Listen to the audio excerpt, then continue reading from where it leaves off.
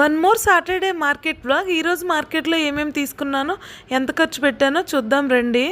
ఈరోజు మార్కెట్లో ఏమేమి కొన్నాను మాత్రమే చెప్తాను, కాస్ట్ ఎంతెంత అయ్యాయో మాత్రం చెప్పను.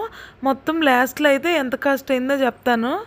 ఎందుకంటే ప్రతిసారి ఇవి 20 రూపీస్, ఇవి 30 రూపీస్ అలాగ చెప్తా ఉంటే మా ఆయన కోప్పడుతున్నారు, కూరగాయలు అమ్ముకునే దానికంటే ఇంకా దారుణంగా ఉన్నావు అని.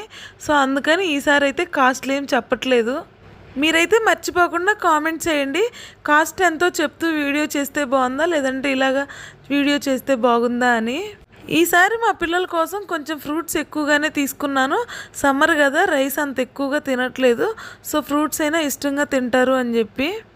ఏమేం ఫ్రూట్స్ తీసుకున్నాను అంటే బొప్పాయి, సపోటా, బనానాస్ తీసుకున్నాను. వాటితో పాటు స్వీట్ కార్న్ కూడా తీసుకున్నాను.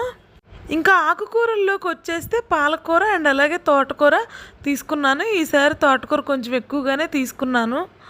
లాస్ట్ టైం తోటకూర పులుసు చేశాను కదా, అది చాలా బాగా నచ్చిందంట మా వాళ్ళకి. ఇంక ఈసారి కూడా కావాలన్నారు, సో తోటకూర కొంచెం ఎక్కువగా తీసుకున్నాను.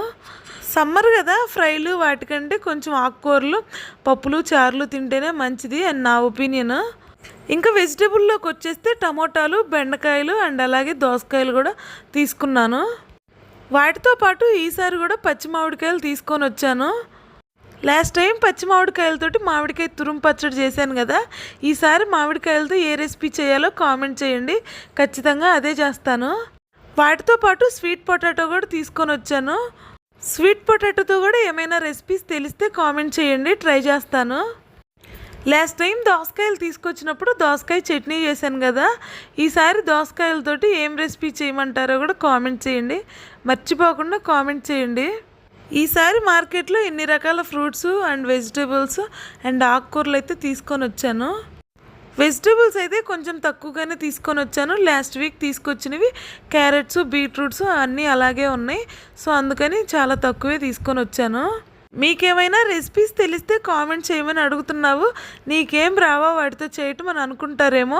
నాకు వచ్చినవి కాకుండా మీకు ఇంకేమన్నా డిఫరెంట్గా తెలుసు ఏమో అని కామెంట్ చేయమని చెప్తున్నాను. అండ్ ఇంకొకటి చెప్పడం మర్చిపోయాను, పూజకి పువ్వులు కూడా తీసుకొని వచ్చాను. చాలా రోజుల నుంచి పూజా వ్లాగ్లు మిస్ అవుతున్నారు కదా. ట్యూస్డే నుండి పూజ షార్ట్స్ కూడా అప్లోడ్ చేస్తాను. మొత్తం 300 రూపీస్ ఖర్చు